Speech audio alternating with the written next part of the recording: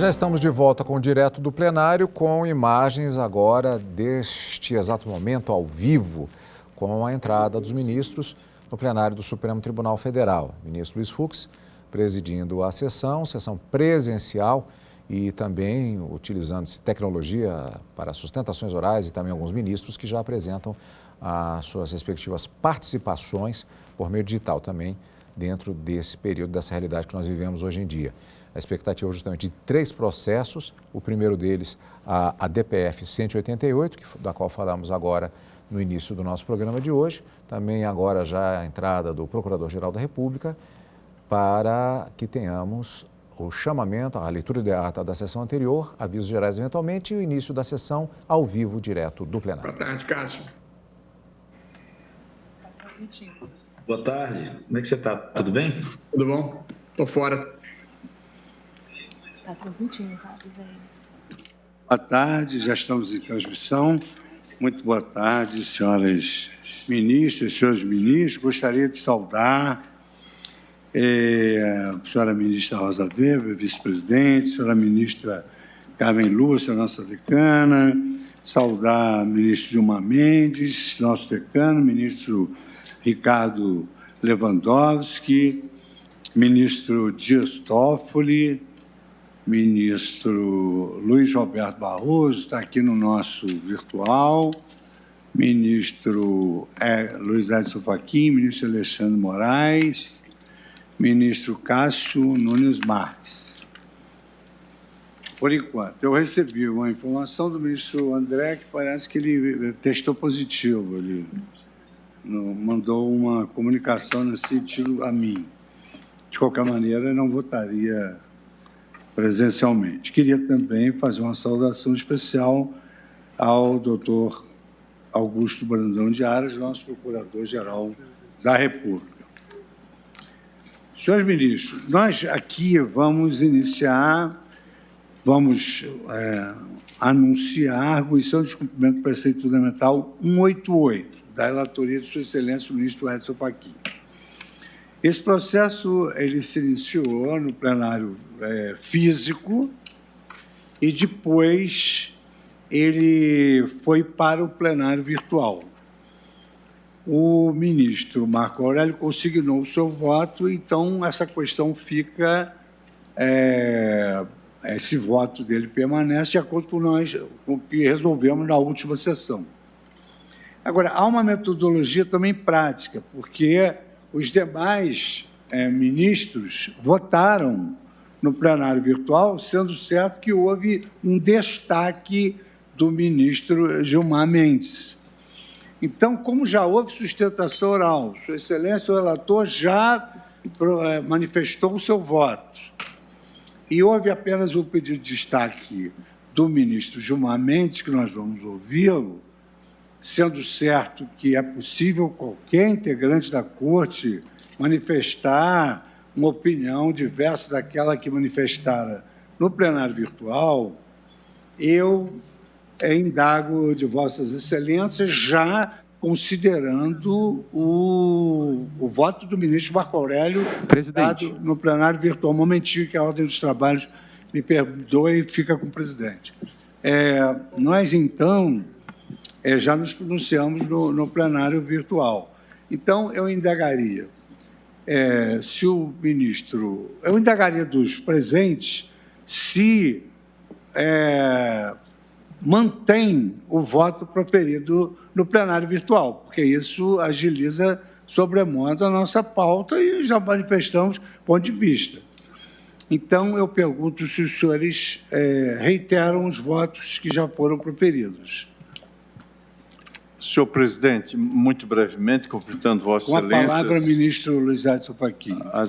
Vossas Excelências, eminentes ministros, eminentes pares, efetivamente, como Vossa Excelência vem de anunciar, eu já houvera, como relator, proferido voto em 22 de novembro de 2018, julgando procedente esta arguição de descumprimento do preceito fundamental. E como Vossa Excelência mencionou, o ministro Alexandre de Moraes pediu vista, houve devolução da vista veio para este plenário físico, mas não teve condições, em face do acúmulo da pauta e do calendário de ser chamado, e a devolução da vista acabou sendo remetida ao plenário virtual, como Vossa Excelência mencionou.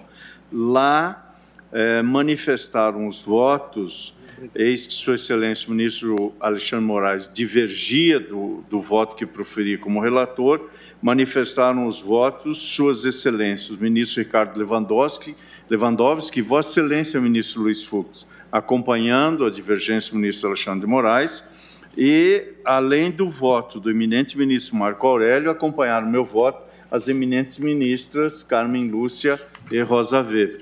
Portanto, senhor presidente, subscrevendo a síntese que Vossa Excelência vem de fazer processualmente, como relator, toma a liberdade de, acolhendo o encaminhamento procedimental que Vossa Excelência traz, de reiterar o voto que proferi, julgando, portanto, procedente a DPF, e é como reitero, senhor presidente. Pois não.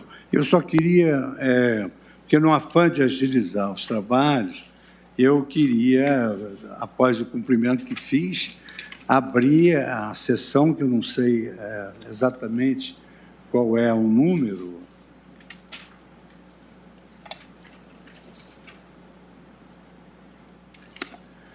Então, evidentemente que já considero aberta a 18ª sessão ordinária do plenário do Supremo Tribunal Federal. Vamos só fazer a leitura da ata da sessão anterior, como de praxe, e aí depois eu vou indagar todos os colegas sobre essa questão e depois dar a palavra ao eminente advogado que assumiu o tribunal. Ata da 17ª Sessão Extraordinária do Plenário do Supremo Tribunal Federal, realizada em 9 de junho de 2022. Presidência do senhor ministro Luiz Fux. Presentes à sessão os senhores ministros Gilmar Mendes, Ricardo Lewandowski, Carmen Lúcia, Dias Toffoli, Rosa Weber, Roberto Barroso, Edson Fachin, Alexandre de Moraes, Nunes Marques e André Mendonça. Vice-procurador-geral eleitoral, Dr. Paulo Gustavo Gonet Branco. Abriu-se a sessão às 14h41, sendo lida e aprovada a ata da sessão anterior. Há alguma observação em relação à ata? Não havendo, eu considero a ata aprovada. Então, agora eu faço essa indagação a todos os componentes na ordem de votação. O ministro Edson Fachin reitera o voto proferido na oportunidade fisicamente. O ministro Alexandre de Moraes, que pediu vista. Boa tarde, presidente. Cumprimento Vossa Excelência, ministra Rosa Weber, nossa vice-presidente, ministra Carmen, ministros, também o doutor Augusto Aras. Eu também reitero, presidente, só recordando, eu divergi do eminente ministro relator, julgando improcedente os pedidos formulados e declarando a constitucionalidade dos artigos impugnados. Reitero meu voto. Pois não. Então, colho o voto do ministro Alexandre, porque foi o que devolveu a vista. Agora, então, o ministro, o ministro Nunes Marques, a Excelência reitera o voto proferido no plenário virtual? Mas ele não votou. Ele não votou. Ele não votou na época? Porque o ministro André Mendonça está no lugar do ministro Marco Aurélio e não vota. Então, pela ordem aqui, nós teríamos de passar ao ministro Barroso, né, que votou. Também não votou. Senhor presidente, se Vossa Excelência me permite, foi Vossa Excelência, o ministro Ricardo Lewandowski, que acompanharam o ministro Alexandre de Moraes. E as eminentes ministras Carmen Lúcia e Rosa Weber acompanharam o meu voto. Pelo registro que tenho aqui como relator, esses foram os votos proferidos. Então já tinham votado na sessão virtual, Vossa Excelência tem razão, os ministros Marco Aurélio, que já se aposentou, ministra Rosa Weber, ministra Carmen Lúcia, ministro Ricardo Lewandowski e eu. Ministra Rosa Weber, Vossa Excelência reitera o voto que já proferiu? Reitero, boa tarde a todos. Reitero, senhor presidente, o voto que já proferi, acompanhando o eminente relator, ministro Luiz Edson Fachin. Ministra Carmen Lúcia, Vossa Excelência, como também, vota? presidente, cumprimentando Vossa Excelência e todos os senhores ministros, nosso procurador-geral, senhores advogados, também reitero o voto que proferi na sentada anterior, no meu caso, acompanhando o voto do ministro relator Edson Fachin. Ministro Ricardo Lewandowski, Vossa Excelência, como vota? Senhor presidente, boa tarde. Cumprimentando Vossa Excelência, cumprimento todos os presentes. Eu vou pedir vênia ao relator, reitero meu voto proferido no plenário virtual para acompanhar a divergência inaugurada pelo ministro Alexandre de Moraes. Eu também peço vênia a Vossa Excelência, ministro Luiz Edson Fachin, para acompanhar a divergência aberta pelo ministro Alexandre de Moraes. Presidente, eu não votei. Já votou? Não, eu não votei. Então, não votou, por isso... por isso que nós temos de ouvir o destaque conforme a nossa regra. Agora vamos ouvir o destaque e colher os votos de quem ainda não votou. Nós temos votado assim, eu não objetaria que o ministro Barroso votasse e depois eu trouxesse meu voto. Vossa Excelência quer votar antes? Para mim, tanto faz. Eu não sabia que o ministro Gilmar tinha pedido destaque. Eu estava tratando como devolução de vista do ministro Alexandre de Moraes. Sua Excelência é o decano, portanto, tem a prerrogativa de escolher. Por favor, Vossa Excelência pode votar e em seguida eu voto. Então tá. Presidente, como, enfim, o debate já foi feito, eu vou apenas me limitar a ler a emenda do meu voto. Então, ministro Luiz Alberto Barroso, deixo apenas por uma questão de praxe nossa e de consideração com a advocacia, o ilustre advogado, logo no início, gostaria de falar, qual seria a questão? Sim, presidente, obrigado, saúde à corte. É uma breve questão de fato que o Estado de São Paulo, o procurador do Estado de São Paulo, traz aqui a esse Supremo Tribunal Federal sobre o voto do ministro Marco Aurélio proferido no plenário virtual. Sim, mas ele será mantido. Sim, mas é justamente essa questão, Excelência, porque, no entender do Estado de São Paulo, há um fato novo que sobreveio após o início do julgamento, que é a promulgação da Emenda Constitucional 108 de 2020, que altera a sistemática de repartição dos recursos do Fundeb e, portanto, tem uma relação direta com o objeto dessa controvérsia, que são as cotas do salário e educação. Então, o Estado de São Paulo submete a esse plenário essa necessidade de apreciação de um fato novo para que se considere, sobre a sistemática de votação, se deverá ou não ser computado o voto do ministro Marco Aurélio sobre esse prisma da necessidade de analisar o fato novo com a superveniência da Emenda Constitucional 108 de 2020, que alterou as raízes da repartição de receitas destinadas à educação, a estados e municípios, porque justamente essa emenda propiciou que fossem destinados mais recursos para estados menos favorecidos, sem prejuízo de que estados mais favorecidos... Então, esse é o fato novo que o Estado de São Paulo submete à Corte. Obrigado, estamos esclarecidos sobre esse fato novo, e aí eu concederia a palavra ao ministro Luiz Roberto Barroso e depois ao ministro Gilmar Mendes. Então, o ministro Luiz Roberto Barroso, Vossa Excelência tem a palavra. Boa tarde, então, presidente. Cumprimento Vossa Excelência, cumprimento nossas eminentes ministras, vice-presidente Rosa Weber, ministra Carmen Lúcia, cumprimento os eminentes colegas, cumprimento o relator, ministro Luiz Edson Fachin, cumprimento nossa secretária do plenário, doutora Carmen Lilian, o ilustre advogado, o ilustre procurador do Estado, que se encontra na tribuna. Presidente, o julgamento já vai avançado e muitos dos argumentos já foram lançados em plenário virtual, portanto, eu vou me limitar a ler a ementa do meu voto e ficando à disposição para o debate, se ele sobrevier. Eu, em primeiro lugar, presidente, quanto ao cabimento da arguição de descumprimento de preceito fundamental, eu o estou reconhecendo, porque essa DPF impugna legislação anterior ao parâmetro constitucional em relação ao qual o controle de constitucionalidade deve ser exercido, e o preceito fundamental indicado aqui é o direito à educação, que me parece fora de dúvida.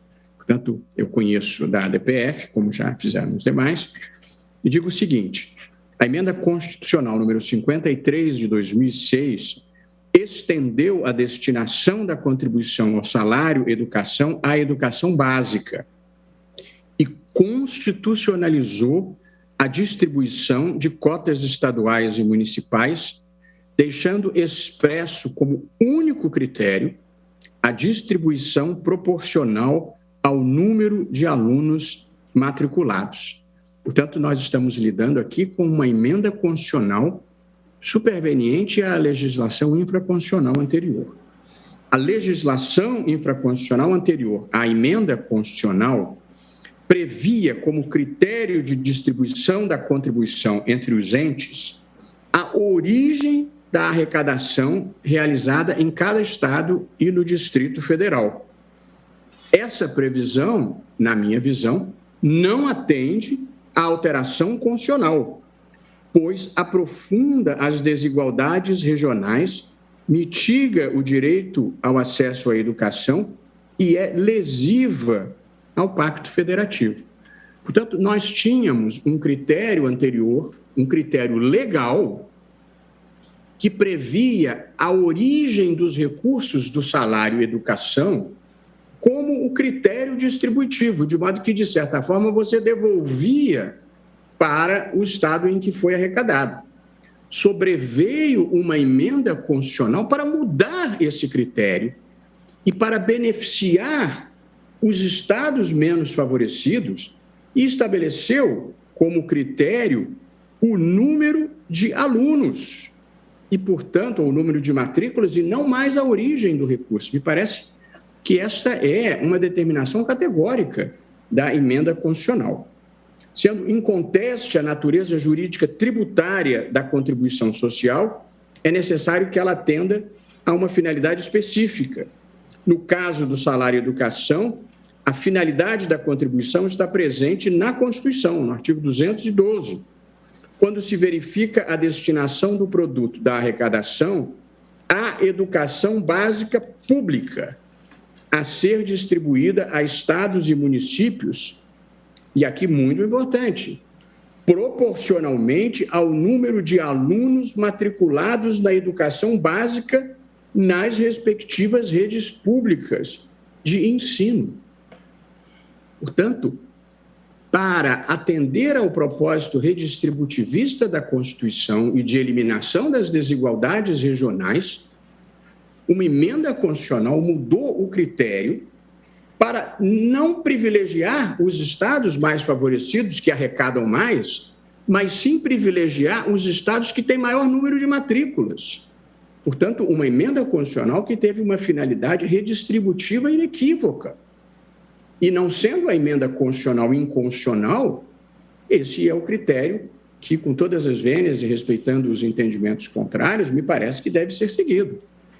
Por todo o exposto, presidente, eu estou acompanhando o relator e julgando procedente o pedido, a fim de, nos termos do seu voto, proceder à interpretação conforme do conjunto normativo compreendido pelo artigo 15, parágrafo 1º da Lei Federal 9424 de 96 e artigo 2º da Lei Federal 9766 de 98, ambas alteradas pela Lei 10.832 de 2003, para determinar que as cotas estaduais e municipais cabíveis a título de salário educação sejam integralmente distribuídas, observando-se tão somente a proporcionalidade do número de alunos matriculados de forma linear. E, portanto, eu adiro também à proposta de tese feita pelo relator, que coincide, não na literalidade, mas no seu espírito, com a que proponho no meu voto. E já antecipando, presidente, um debate que pode ser superveniente, eu estou também propondo a atribuição de efeitos prospectivos à decisão, a fim de que seus efeitos sejam produzidos a partir da publicação da ata do julgamento, para que estados e municípios que foram beneficiados com a interpretação dada às leis impugnadas até o momento, não sejam obrigados a restituir aos demais entes. Portanto, eu já antecipo, porque considero muito importante, e nesse momento de crise, e para não surpreender os estados com um ônus fiscal num momento delicado, o meu voto, acompanhando o eminente relator neste novo critério de distribuição, não opera efeitos retroativos. Eu já antecipo essa discussão porque considero esse um ponto relevante do meu voto.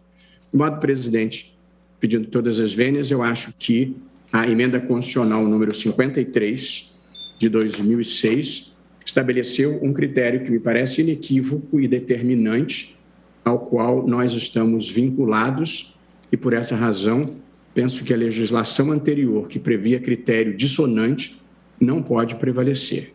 Razão pela qual acompanho o relator para julgar improcedente o pedido, modulando desde logo os efeitos temporais da nossa decisão. É como voto, presidente. O relator, Vossa Excelência, vota no sentido de julgar... Com o relator, pela procedência. Proceder. Bom, apenas para esclarecer, ministra Carmen, o ministro Celso não votou. E aí o ministro Nunes Marques vota, né? Não, mas eu não ponderei sobre isso. Eu disse naquela hora que o ministro, como Vossa Excelência estava chamando exatamente os que já tinham votado, pareceu-me que o ministro Nunes Marques ainda não tinha votado. Tá bom. E, portanto, quando ele dá o voto ineditamente, na sequência que Vossa Excelência tomou, era exatamente nesse sentido. Mas exatamente, agradeço o mais ministro uma Nunes vez Marques, a colaboração sempre profícua de Vossa Excelência. Era nesse sentido, porque Vossa Excelência estava tomando os votos dos que já tinham votado e o ministro Nunes Marques não tinha votado ainda. Então, é ele que vota mesmo. Tem razão. Então, agora vamos ouvir o voto de Sua Excelência, o ministro Gilmar Mendes, que fez o destaque. Sua Excelência tem a palavra. Boa tarde, presidente. Agradecer a atenção de Vossa Excelência. Cumprimentar as senhoras ministras, Rosa Weber e Carmen Lúcia, cumprimentar todos os senhores ministros, o eminente relator, ministro Fachin, também o autor do voto inicialmente divergente, ministro Alexandre de Moraes, cumprimentar o senhor Procurador-Geral da República, os senhores advogados. Presidente, eu vou tentar fazer um pouco um resumo, mas considerando essa multifacetada experiência de virtual e plenário físico e com todo esse delay, né, que nós tivemos, eu vou me ater ao voto, considerando essas peculiaridades que estão sendo uma inovação para todos nós. É uma arguição de descumprimento de preceito fundamental proposta pelos governadores dos estados de Pernambuco, Sergipe, Piauí, do Ceará, Alagoas, Bahia, do Maranhão, do Rio Grande do Norte e da Paraíba, em que questionam a interpretação dada pelo Fundo Nacional de Desenvolvimento de Educação, FNDE, ao bloco normativo resultante do artigo 15, parágrafo 1º da Lei 9424, 96, e artigo 2º da Lei 9766, de 98, ambos com redação dada pela Lei 10.832, de 2003. Para permitir a compreensão da matéria, destaco os dispositivos legais impugnados. A Lei 9424/96, artigo 15. O salário de educação, previsto no artigo 212, parágrafo 5º da Constituição Federal, e devido pelas empresas na forma em que vier a ser disposto em regulamento, é calculado com base na alíquota de 2,5% sobre o total de remunerações pagas ou creditadas a qualquer título aos segurados empregados, assim definidos no artigo 12, inciso 1º da Lei 8.212, de 24 de julho de 91. Parágrafo 1º. O montante da arrecadação do salário de educação após a dedução de 1% em favor do Instituto Nacional de Seguro Social, INSS, calculado sobre o valor por ele arrecadado, será distribuído pelo Fundo Nacional de Desenvolvimento da Educação, FNDE, observada em 90% do seu valor a arrecadação realizada em cada estado e no Distrito Federal em cotas da seguinte forma. Cota federal, correspondente a 1/3 do montante de recursos que será destinado ao FNDE e aplicada no financiamento de programas e projetos voltados para a universalização do ensino fundamental, de forma a propiciar a redução dos desníveis socioeducacionais existentes entre municípios, estados, Distrito Federal e regiões brasileiras. Cota estadual e municipal, correspondente a 2/3 do montante de recursos, que será acreditada mensal e automaticamente em favor das secretarias de educação dos estados, do Distrito Federal e dos municípios, para financiamento de programas, projetos e ações de ensino fundamental. E a Lei 9766, de 98. Artigo 2º. A cota estadual e municipal do salário e educação, de que trata o parágrafo 1º e seu inciso 2 do artigo 15 da Lei 9424, de dezembro de 96, será integralmente redistribuída entre o Estado e seus municípios de forma proporcional ao número de alunos matriculados no ensino fundamental nas respectivas redes de ensino, conforme apurado pelo Censo Educacional realizado pelo Ministério da Educação, redação dada pela Lei 10.832, de 2003. Os autores apontam como parâmetro de controle o artigo 212, parágrafo 6º da Constituição Federal, com a redação dada pela Emenda Constitucional 53 de 2006, como já foi aqui apontado, cujo teor assim estabelece. Artigo 212. A União aplicará anualmente nunca menos de 18 e os Estados, o Distrito Federal e os municípios, 25% no mínimo da receita resultante de impostos, compreendida proveniente de transferências na manutenção e desenvolvimento do ensino. Parágrafo 5º. A educação básica pública terá como fonte adicional de financiamento a contribuição social do salário e educação recolhido pelas empresas na forma da lei. Parágrafo 6º. As cotas estaduais e municipais da arrecadação da contribuição do salário e educação serão distribuídas proporcionalmente ao número de alunos matriculados na educação básica nas respectivas redes públicas de ensino. Alegam os autores que a Emenda Constitucional número 53 de 2006 alterou a forma de distribuição da receita do salário e educação prevista na legislação infraconstitucional. Em resumo, defendem que o Constituinte Reformador afastou toda e qualquer consideração acerca do local de arrecadação do tributo, estabelecendo que o rateio da arrecadação deve observar exclusivamente o número de alunos matriculados na rede pública de ensino. O julgamento foi iniciado em 22 de novembro de 2018, quando o relator desta ação, o eminente ministro Edson Fachin, votou no sentido de julgar procedente a arguição de descumprimento de preceito fundamental. Entendeu Sua Excelência que os dispositivos impugnados foram revogados pela Emenda Constitucional número 53 de 2006, que inaugurou o critério único para a divisão dos recursos arrecadados a título de salário e educação. Na sequência, o julgamento foi interrompido em razão do pedido de vista do eminente ministro Alexandre de Moraes. Em 14 de setembro de 2020, o processo foi submetido a julgamento em ambiente virtual. A votação se iniciou no dia 25 de setembro de 2020, ocasião em que formulei pedido de destaque amparado na relevância da matéria debatida nos autos. E aqui só, antes de tratar da contribuição social, presidente, eu faço um breve registro da delicadeza da matéria e da repercussão agora apontada pelo ministro Barroso sobre as finanças estaduais, né, com todos os reflexos que isto precisa ter a avaliação adequada. De alguma forma, o tribunal tem sido chamado para decidir um sem número de casos envolvendo o federalismo fiscal, mais recentemente, inclusive, essa questão relativa à incidência do ICMS, ou os seus reflexos no que diz respeito ao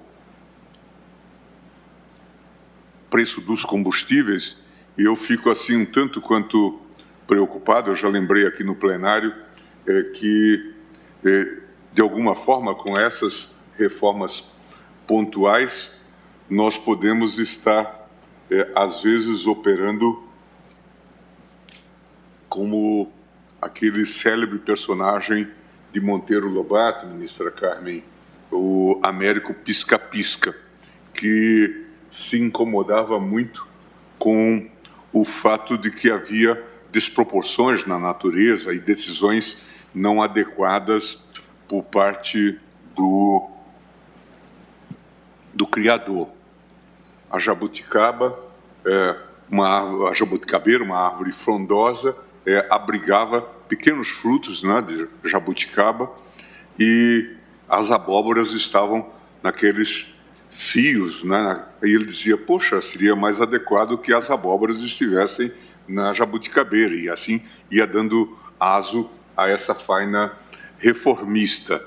E depois ele ficou muito cansado de fazer esse projeto de reforma, e num dado momento ele disse, muito cansado, pegou um saco que carregava, colocou na cabeça assim e deitou-se embaixo dessa frondosa jabuticabeira, até que lhe cai uma jabuticaba no nariz e ele disse, poxa, talvez a natureza não esteja tão errada. Então, de fato, a gente tem que olhar a árvore e a floresta, e a gente, de fato, tem que se preocupar com todas essas implicações. Eu falo rapidamente sobre a contribuição social do salário-educação e da distribuição de sua arrecadação. Para melhor esclarecer a matéria, convém realizar um breve histórico sobre o salário-educação, examinando a origem do tributo e, sobretudo, as sucessivas alterações legislativas que, ao longo do tempo, alteraram progressivamente a natureza e a essência da contribuição social. Como bem pontuado no relatório do eminente relator, o salário-educação foi instituído pela Lei 4.440, de 64, que essencialmente obrigava os empresários a colaborar com o financiamento do ensino primário de seus empregados e dependentes. No início, a contribuição era definida pela aplicação de uma alíquota sobre o valor do salário mínimo multiplicado pelo número de empregados, estando isentas as empresas que mantivessem em suas estruturas serviços próprios de ensino primário. Em relação à destinação do produto da arrecadação, previa o artigo 4º da Lei 4.440 que os recursos seriam distribuídos entre a União e os Estados, adotando-se o local da arrecadação do tributo como critério fundamental para o rateio e cálculo das cotas estaduais. Eu transcrevo, então, o artigo 4º da Lei 4.440. Em 69, o salário-educação atraiu a atenção do legislador constituinte, que, à vista da relevância social do tema, delineou os aspectos fundamentais dessa espécie tributária. A esse respeito, a Constituição da República de 67, na redação dada pela Emenda Constitucional número 1 de 69, estabeleceu que as empresas comerciais, industriais e agrícolas são obrigadas a manter o ensino primário gratuito de seus empregados e o ensino dos filhos destes entre os 7 e os 14 anos, ou a concorrer para aquele fim mediante a contribuição do salário-educação na forma que a lei estabelecer. Em 75, o Decreto-Lei 1422 revogou as disposições da Lei 4.440, de 64, e inaugurou nova disciplina sobre a forma de distribuição dos valores arrecadados a partir do salário-educação. Dentre as diversas regras contidas em tais diplomas, destaco as seguintes, pela intensa pertinência com a causa em exame. Artigo 2º.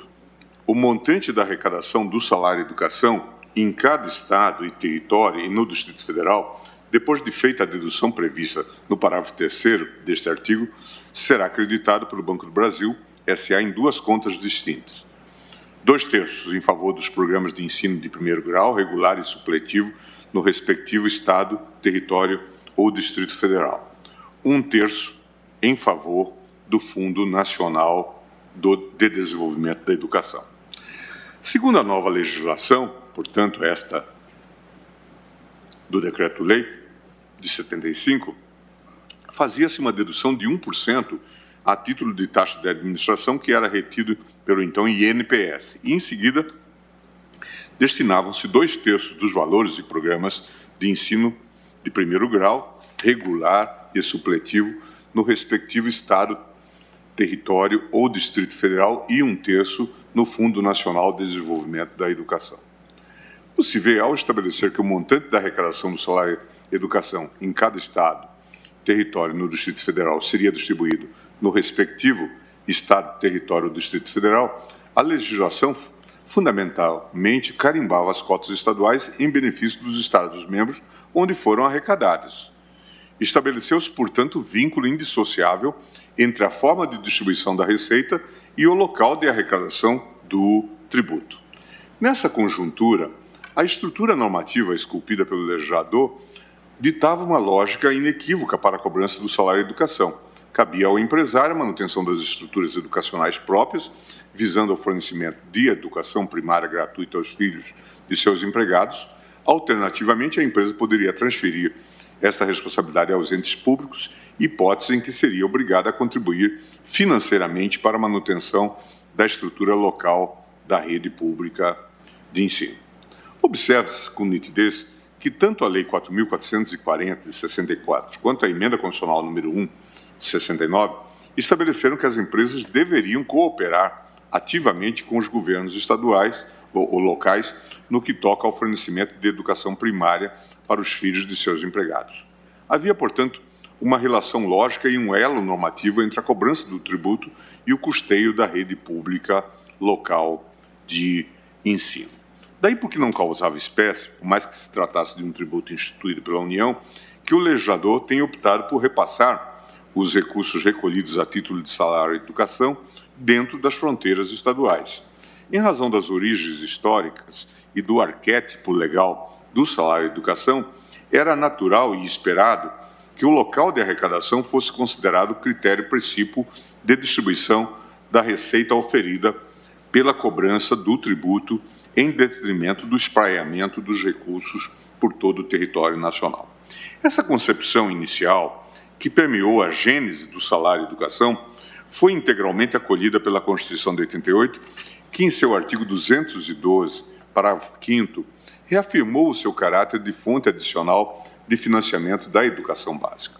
Na mesma esteira, o Poder Constituinte originário manteve a possibilidade de dedução dos investimentos realizados pela empresa na manutenção de estruturas internas de ensino, estruturadas para a prestação de serviços educacionais diretamente aos seus empregados e dependentes. É o que se extrai da redação original do artigo 212, parágrafo 5º da Constituição Federal de 88. 212, parágrafo 5º. O ensino fundamental público terá como fonte adicional de financiamento a contribuição social do salário e educação, recolhida na forma da lei pelas empresas que dela poderão deduzir a aplicação realizada no ensino fundamental de seus empregados e dependentes.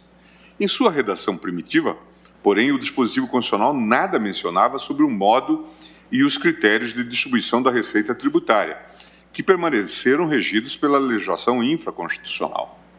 Nessa toada, o Congresso Nacional aprovou um complexo normativo para disciplinar o procedimento de distribuição dos recursos arrecadados com a cobrança do salário e educação, formado pela confluência dos artigos 15, parágrafo 1º da Lei 9424 e 2º da Lei 9766. No artigo 15, parágrafo 1º da Lei 9424, com a redação dada pela Lei 10.832, de 2003, o legislador dispôs que, após a dedução de 1% em benefício do INSS, 10% da arrecadação permaneceria com o Fundo Nacional de Desenvolvimento da Educação, FNDE. No mais, determinou que os 90% restantes fossem distribuídos de acordo com a arrecadação realizada em cada Estado-membro, da seguinte forma: a cota federal, correspondente a 1/3 dos recursos arrecadados em todas as unidades federadas, permaneceria sob a administração do FNDE, para aplicação em projetos voltados à redução dos desníveis socioeducacionais entre os municípios, estados e regiões brasileiras. As cotas estaduais e municipais, correspondentes a 2/3 dos recursos arrecadados com a cobrança do salário e educação, seriam creditadas em benefício das secretarias de educação dos estados, do Distrito Federal e dos municípios para financiamento de programas, projetos e ações de ensino fundamental. É o que se vê na redação do dispositivo legal. Artigo 15, parágrafo 1º. O montante da arrecadação do salário e educação após a dedução de 1% em favor do Instituto Nacional de Seguro Social, INSS, calculado sobre o valor por ele arrecadado, será distribuído pelo Fundo Nacional de Desenvolvimento da Educação, FNDE, observada em 90% do seu valor a arrecadação realizada em cada estado e no Distrito Federal em cotas da seguinte forma: Cota federal, correspondente a 1/3 do montante de recursos que será destinado ao FNDE e aplicada no financiamento de programas e projetos voltados para a universalização do ensino fundamental, de forma a propiciar a redução dos desníveis socioeducacionais existentes entre municípios, estados, Distrito Federal e regiões brasileiras. Cota estadual e municipal, correspondente a 2/3 do montante de recursos, que será acreditada mensal e automaticamente em favor das secretarias de educação dos estados, do Distrito Federal e dos municípios para financiamento de programas, projetos e ações do ensino fundamental. Especificamente quanto aos recursos destinados aos estados e municípios, dispôs a Lei 9.766 de 98, na redação dada pela Lei 10.832 de 93, que a cota estadual e municipal seria integralmente redistribuída entre estados e seus municípios de forma proporcional ao número de alunos matriculados no ensino fundamental nas respectivas redes de ensino, conforme apurado pelo Censo Educacional realizado pelo Ministério da Educação. Como se vê, a arrecadação do tributo e o efetivo abastecimento dos cofres públicos pressupunham a aplicação de duas operações lógicas e encadeadas, que deveriam ser sequencialmente executadas pelo FNDE. A primeira operação, efetuada nos termos do artigo 15, parágrafo 1º da Lei 9424, dizia respeito ao destaque da verba carimbada para a União e ato contínuo à repartição horizontal dos recursos entre os estados da Federação, momento em que deveria ser observado exclusivamente o critério do local da arrecadação. Ao discorrer sobre esta etapa do procedimento de rateio do tributo, o legislador referiu-se nominalmente à distribuição do produto da arrecadação. Em um segundo momento, ocorreria a repartição vertical dos recursos dentro dos territórios estaduais, nos termos do artigo 2º da Lei 9766, etapa em que se operava a redistribuição dos valores recebidos pelo Estado, entre este e seus municípios, sempre de acordo com o número de alunos matriculados nas respectivas redes de ensino. Em breves linhas, presidente, o primeiro diploma previa que, após a dedução do terço reservado à União, os recursos arrecadados deveriam ser distribuídos entre os estados de acordo com o local de incidência do fato gerador do tributo. O segundo, por sua vez, dispunha que as cotas estaduais seriam internamente redistribuídas entre o Estado e seus municípios, pautando-se neste particular exclusivamente pelo número de alunos matriculados nas respectivas redes de ensino. Essa sistemática, de todo coerente com a concepção originária do salário de educação, fortemente enraizada na ideia de financiamento das redes locais de ensino pelos empresários, perdurou por muitos anos, sendo assimilada pelos poderes públicos como a orientação que melhor traduzia os objetivos do legislador. Ocorre, a meu ver, que essa lógica foi gradual e progressivamente desnaturada pelo poder constituinte derivado, notadamente com a promulgação da Emenda Constitucional número 14, de 96, e mais à frente, com a Emenda Constitucional número 53, de 2006. A primeira alterou substancialmente a redação do artigo 212, parágrafo 5º da Constituição Federal, com o claro propósito de extirpar do ordenamento jurídico a possibilidade de dedução dos valores aplicados diretamente pelas empresas, com a prestação de serviço de ensino a seus empregados e dependentes. Eliminou-se, portanto, a razão histórica que, conforme a concepção original do salário de educação, justificava o represamento das receitas tributárias no interior do Estado onde foram arrecadadas, em detrimento da dispersão dos recursos pelo território nacional. Nesse momento, ou nesse mesmo contexto, a Emenda Constitucional 1496 alterou a redação do artigo 212, parágrafo 1º da Constituição, agregando relevante vetor axiológico para a atuação da União na área de ensino. A partir da obra do Poder Constituinte derivado, o exercício legítimo das competências administrativas em matéria educacional passou a pressupor estrita observância de propósitos definidos no texto constitucional, especialmente a equalização de oportunidades educacionais e padrão mínimo de qualidade de ensino mediante assistência técnica e financeira aos estados, ao Distrito Federal e aos municípios. Essas alterações, por si sós, já seriam capazes de incutir fortes dúvidas no intérprete a respeito da validade de um critério de repartição de receitas amparado principalmente no local de arrecadação do tributo, sobretudo por se tratar de uma contribuição social instituída para o combate das agruras e desigualdades existentes na rede pública de ensino.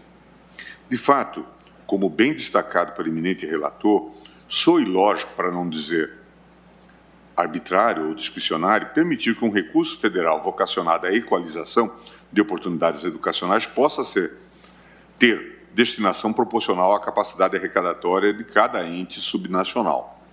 Não é preciso grande esforço argumentativo para demonstrar que, a subsistirem os critérios de distribuição adotados pelo FNDE, haverá uma crescente e progressiva concentração de receitas tributárias nos estados mais pujantes economicamente e um desfalque cada vez maior nas redes de ensino das regiões menos afortunadas.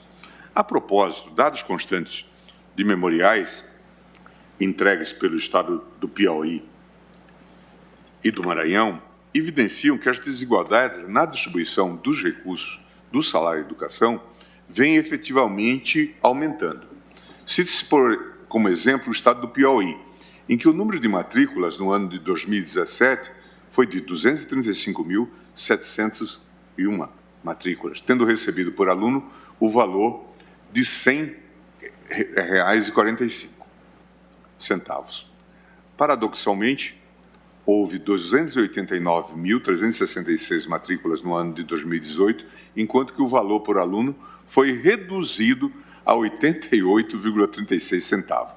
Ou seja, apesar do aumento de aproximadamente 14% do número de alunos, o valor recebido per capita foi reduzido em cerca de 12%. Além de trilhar o caminho diametralmente oposto às diretrizes erigidas pela Emenda Constitucional número 14 de 96, essa contribuição, a meu ver, essa interpretação, a meu ver, contribui para o agravamento do fosso de desigualdade existente entre as regiões brasileiras, potencializando os desníveis educacionais e a falta de igualdade de oferta de ensino público que fatalmente constroem graves barreiras sociais para milhares de crianças e jovens brasileiros. A esse respeito, destaco dados extraídos do sítio eletrônico do FNDE, demonstrando que os valores distribuídos no ano de 2020 para o Estado de São Paulo, cerca de 5,4 bilhões, superam os distribuídos às regiões Norte, cerca de 372 milhões, Nordeste, cerca de 1,1 bilhão, Centro-Oeste, cerca de 1,3 bilhão, e Sul, cerca de 2 bilhões somados. As informações são estarrecedoras, revelando que apenas um estado da federação recebeu mais recursos do que todas as demais regiões juntas. E dos cerca de 12 bilhões distribuídos nacionalmente, 7,9 bilhões permaneceram na região Sudeste. Esses números são ainda mais surpreendentes quando se percebe que, relativamente ao ano de 2021, um aluno em São Paulo recebeu aproximadamente R$ 816,05, enquanto um aluno no Maranhão recebeu cerca de 55,94, conforme informado pela Advocacia Geral da União em memoriais juntados aos autos na data de hoje. E essa é a face mais perversa da forma de repartição atualmente adotada pelo FNDE, oferecimento de tratamento flagrantemente desigual para milhares de crianças e jovens brasileiros, baseado única e exclusivamente no local de residência da entidade familiar. Não bastassem as alterações promovidas pela Emenda Constitucional 14 de 96, que de modo irretorquível sinalizam para o abandono da forma de distribuição associada ao local de arrecadação do tributo, outras alterações constitucionais alinharam-se com esta proposição legislativa, para demonstrar uma clara tendência de desvinculação entre o sistema de rateio das receitas e o local de incidência do tributo. Com um viés disruptivo e reformador, o legislador constituinte incluiu o parágrafo 6º no artigo 212 da Constituição Federal, determinando que as cotas estaduais e municipais de arrecadação da contribuição social fossem distribuídas proporcionalmente ao número de alunos matriculados na educação básica nas respectivas redes públicas de ensino. É o que se vê pelo teor das mudanças introduzidas pela Emenda Constitucional 53 de 2006, artigo 212. Parágrafo 5º. A educação básica pública terá como fonte adicional de financiamento a contribuição social do salário educação, recolhida pelas empresas na forma da lei. Parágrafo 6º. As cotas estaduais e municipais da arrecadação da contribuição social do salário educação serão distribuídas proporcionalmente ao número de alunos matriculados na educação básica nas respectivas redes públicas de ensino. Perceba-se que, imbuído pela tendência de alteração do arquétipo original do salário educação, o legislador constitucional disciplinou o critério de distribuição das cotas estaduais e municipais, afastando-o, a meu ver, do abrigo da legislação infraconstitucional. E, ao fazê-lo, introduziu alterações substanciais na sistemática de distribuição das receitas tributárias, que passou a observar o critério único, qual seja o número de alunos matriculados na educação básica dos estados e municípios. Da leitura do novo dispositivo, presidente, duas conclusões saltam aos olhos do intérprete. Primeiro, a Constituição Federal descartou, a meu ver, a metodologia prevista nas leis impugnadas de repartição dos recursos arrecadados mediante operações aritméticas bipartidas e sequenciais. Não se fala mais em distribuição, repartição horizontal entre Estados membros das receitas tributárias de acordo com a arrecadação ocorrida em cada Estado da Federação, para, em seguida, redistribuí-las, repartição vertical entre o Estado e seus municípios, conforme o número de alunos matriculados na rede pública de ensino de cada Estado e município. A partir da alteração promovida pela Emenda Constitucional 53 de 2006, o texto constitucional passou a determinar que a própria distribuição, repartição horizontal das receitas tributárias, ocorra proporcionalmente ao número de alunos, demonstrando uma profunda alteração do procedimento previsto na legislação infraconstitucional. Segundo, o legislador constitucional não autorizou que a legislação ordinária condicionasse o repasse das cotas estaduais e municipais a uma prévia operação de destaque da receita tributária arrecadada em cada Estado da Federação. Dito de forma direta, insistir na repartição dos recursos em duas etapas, inicialmente de acordo com o local da arrecadação, para somente, então, redistribuí-los em atenção ao número de alunos, consoante o disposto no parágrafo 1º do artigo 15 da Lei 9424, 96, equivale, a meu ver, a interpretar a Constituição a partir da legislação ordinária.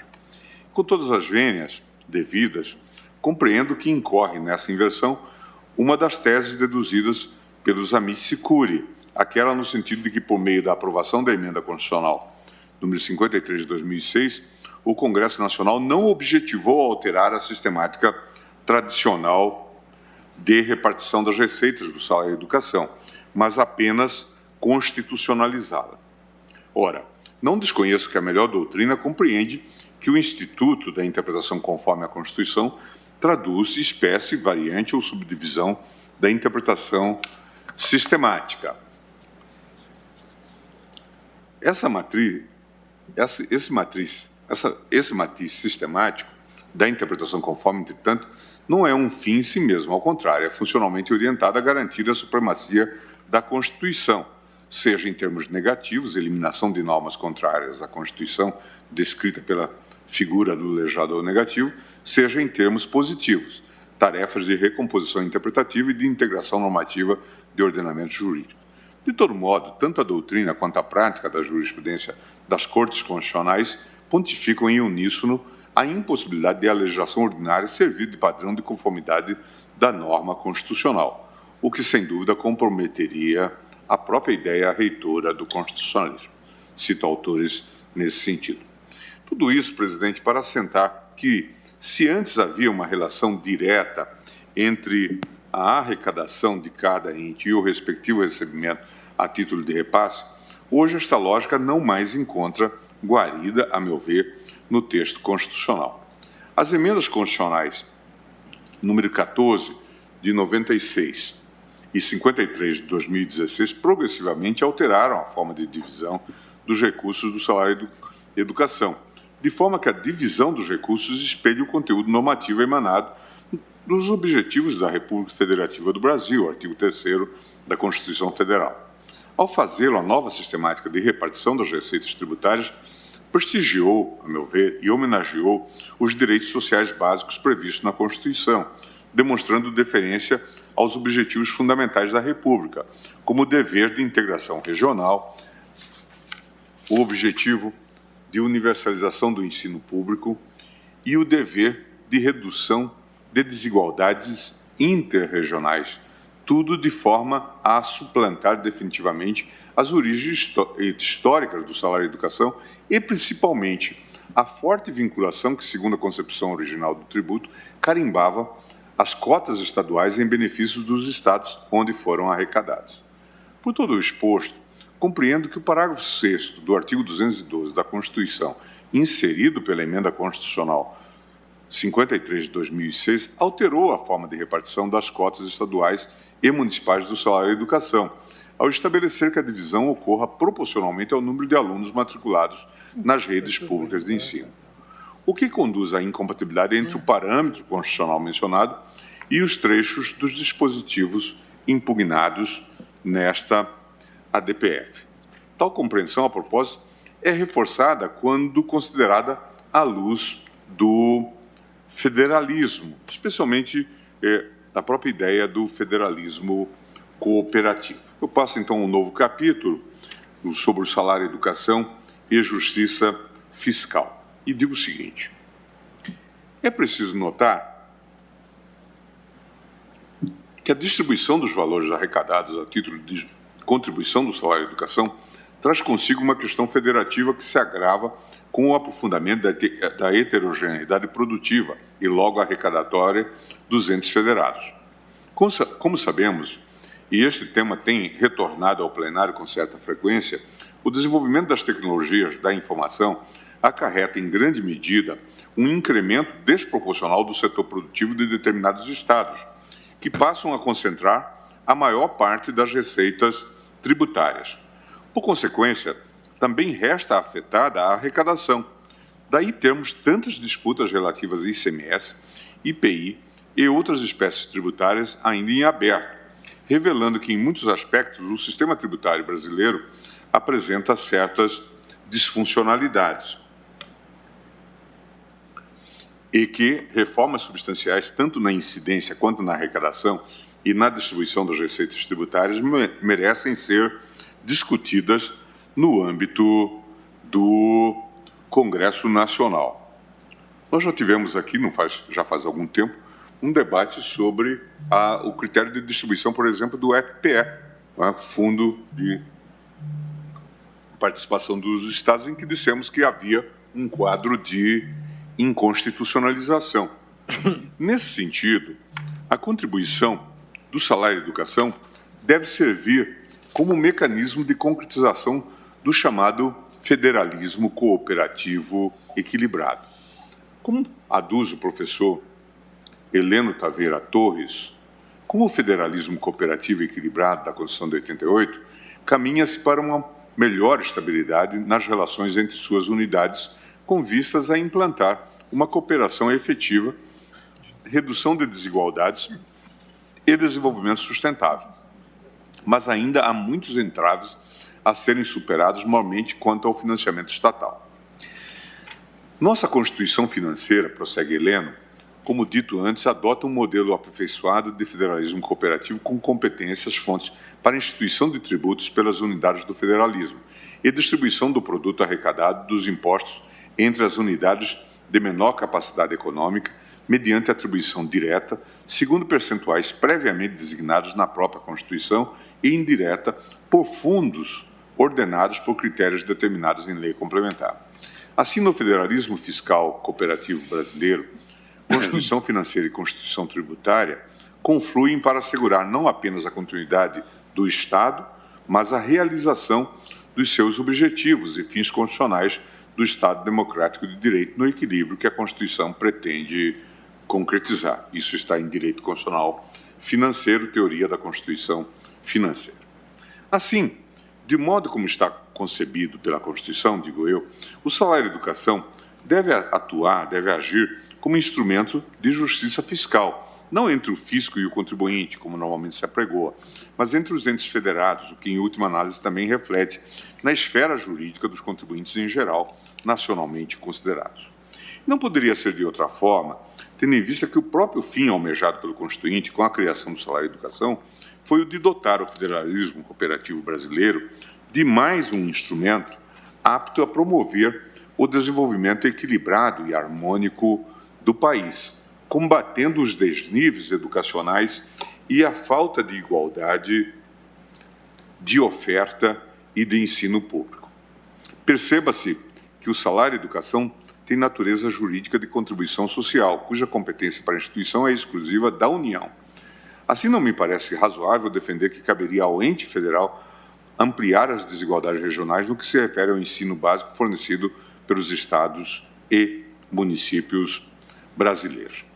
A repartição da arrecadação do salário-educação viabiliza a transferência aos estados e aos municípios de parte do que é arrecadado pela União. Dessa forma, garante-se, ou pelo menos dever-se-ia garantir, a autonomia financeira dos entes federativos, que, para o exercício de suas competências constitucionais, contam não apenas com os recursos advindos da arrecadação de seus próprios tributos, mas também com os decorrentes de transferências intergovernamentais.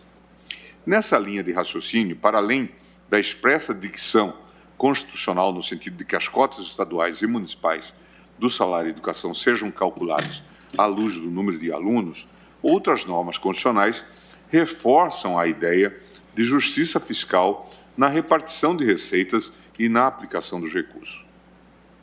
Aqui, presidente, saliento que erradicar a pobreza e a marginalização, assim como reduzir as desigualdades sociais e regionais, está entre os objetivos fundamentais da República Federativa do Brasil, nos termos do artigo 3º, 3 da Constituição. Ademais, sublinho que, consoante o artigo 205 da Constituição, a educação, direito de todos e dever do Estado e da família, será promovida e incentivada com a colaboração da sociedade, visando ao pleno desenvolvimento da pessoa, seu preparo para o exercício da cidadania e sua qualificação para o trabalho. Ressalto ainda os princípios norteadores da educação esculpidos no artigo 206, nomeadamente a igualdade de condições para o acesso e permanência na escola, inciso 1º, e a garantia de padrão de qualidade, inciso 7º. Por fim, destaco importantes exigências constantes do artigo 211 da Constituição Federal. Artigo 211.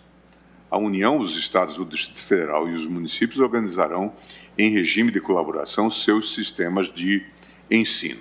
Parágrafo 1º. A União organizará o Sistema Federal de Ensino e o dos territórios, financiará as instituições de ensino públicas federais e exercerá, em matéria educacional, função redistributiva e supletiva, de forma a garantir a equalização de oportunidades educacionais e padrão mínimo de qualidade do ensino mediante assistência técnica e financeira aos estados, ao Distrito Federal e aos municípios. Veja-se que o critério da origem da fonte de arrecadação utilizado atualmente pelo FNDE para a disponibilização das cotas estaduais e municipais referentes ao salário-educação conduz a um resultado que vai de encontro aos objetivos que devem ser perseguidos, a meu ver, pela União em matéria de ensino. Como se extrai da literalidade do artigo 211, parágrafo 1º da Constituição da República, a União deve garantir a equalização das oportunidades educacionais e não contribuir para a concentração dos recursos do FNDE em determinados estados da Federação. Na ADIM 875, já tive a oportunidade de me manifestar no sentido de que o modelo de distribuição das receitas tributárias adotado pela Constituição partilha por meio de fundos, 159.1, e participação direta no produto da arrecadação, 157, 158 e 159.2, possibilita a redução ou a atenuação das disparidades existentes entre as unidades da Federação. Isso porque os estados e municípios menos afortunados não obstante as inúmeras demandas sociais, possuem, em regra, menor arrecadação tributária direta, o que é compensado pelas transferências intergovernamentais.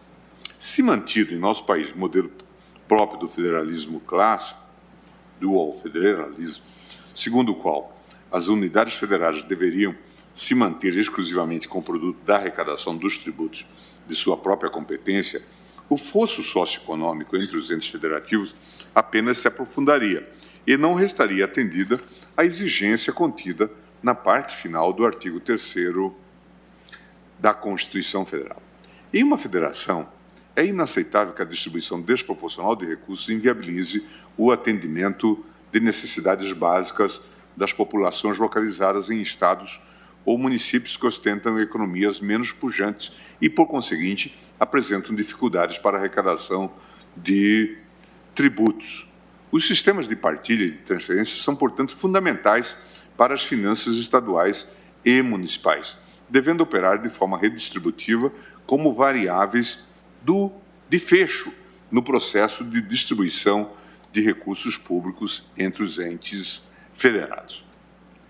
Dessa forma, também sob a ótica do federalismo, a repartição com base no número de alunos parece ser mais consentânea com os mistérios constitucionalmente consagrados em relação ao Pacto Federativo e à educação, na medida em que realça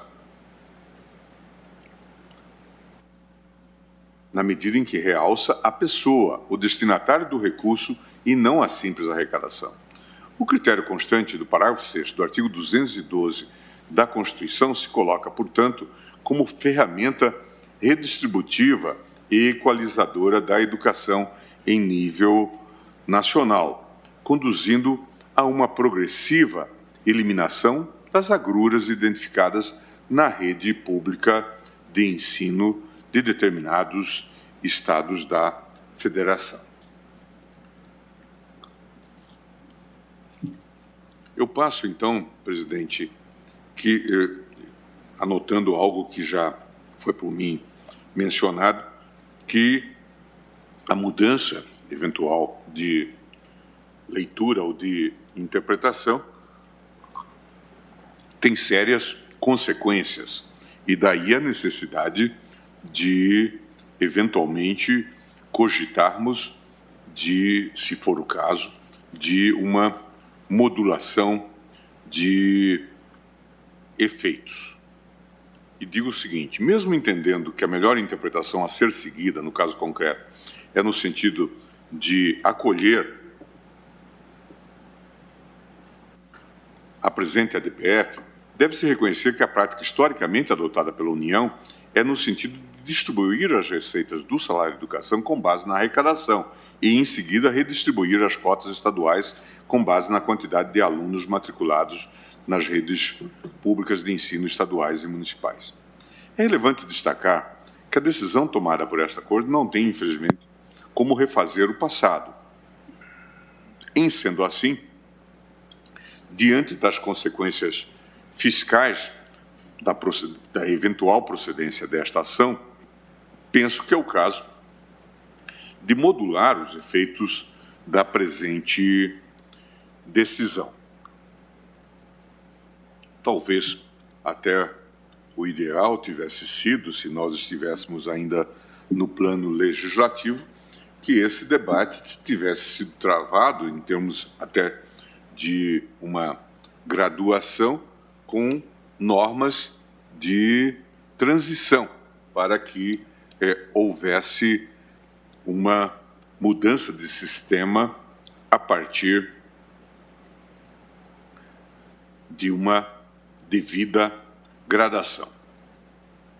Atualmente, a questão relacionada à reserva de recursos para investimentos direcionados à educação já se encontra equacionada pela vinculação de receitas tributárias a essa área específica, Constituição, artigo 212, caput, pela contribuição social do salário de educação, 212, parágrafo 5º, e pela complementação da União ao Fundeb, nos termos do artigo 212-A da Constituição Federal. Assim, uma injeção abrupta de capital em determinados estados e municípios, com a consequência retirada de receitas orçamentárias de regiões mais abastadas, em uma área em que, hoje, alcançou um certo ponto de equilíbrio, teria o condão de gerar graves perturbações orçamentárias, um verdadeiro desarranjo nas finanças públicas das unidades federativas.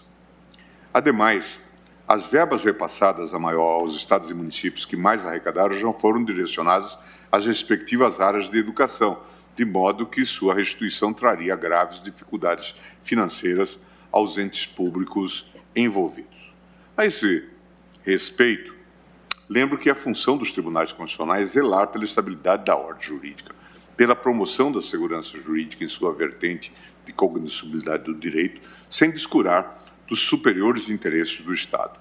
Deverão, portanto, evitar mudanças súbitas e entendimentos consolidados nas esferas de governo, sobretudo quando essas guinadas puderem causar desequilíbrios orçamentários, tumultos sociais e, no limite, vácuos legislativos. Daí porque afirmei, no julgamento da ADIM 875, de minha relatoria, julgado em 24 de 2 de 2010, que o afastamento do princípio da nulidade dependerá de um severo juízo de ponderação que, tendo em vista a análise fundada do princípio da proporcionalidade, faça prevalecer a ideia de segurança jurídica ou outro princípio constitucional manifestado sob a forma de interesse social relevante. Assim, aqui como no direito português, a não aplicação do princípio da nulidade não se há de basear em consideração de política judiciária, mas em fundamento constitucional próprio.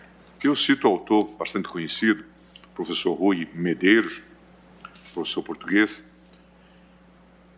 Na sua visão, peculiar relevo assume a proporcionalidade em sentido estrito para a modulação de efeitos da decisão de inconstitucionalidade, dizendo o seguinte: a proporcionalidade nesta terceira vertente tanto pode ser perspectivada pelo lado da limitação dos efeitos como pelo lado da declaração de inconstitucionalidade.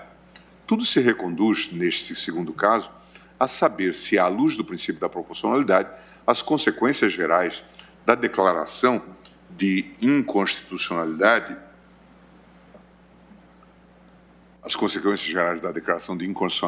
são ou não excessivas.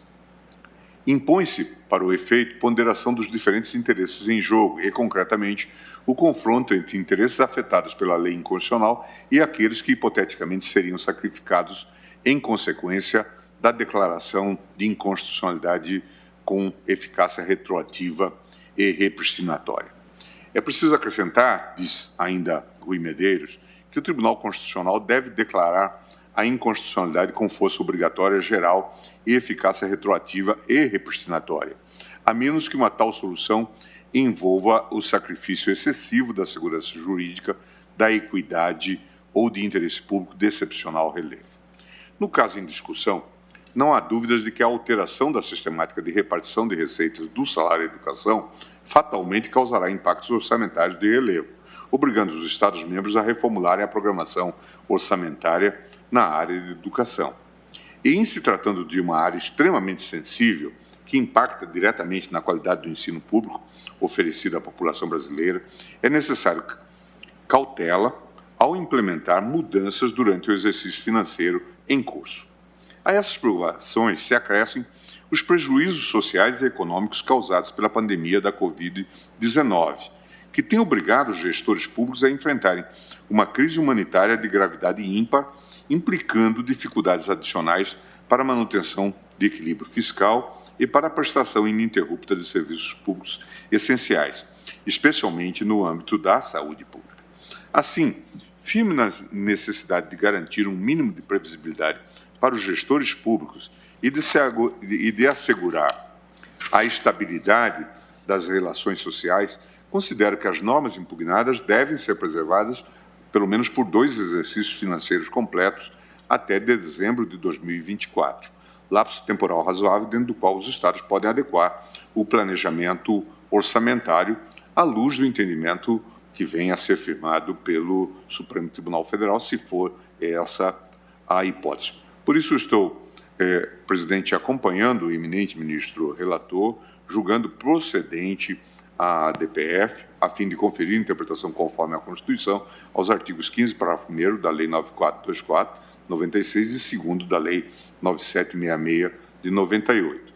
Nessa senda, o sentido das normas impugnadas, melhor traduz os objetivos da ordem constitucional, conduz ao abandono do critério relacionado ao local de arrecadação do tributo, devendo a distribuição das cotas estaduais e municipais do salário educação ocorrer única e exclusivamente de acordo com o número de alunos matriculados nas respectivas redes públicas de ensino.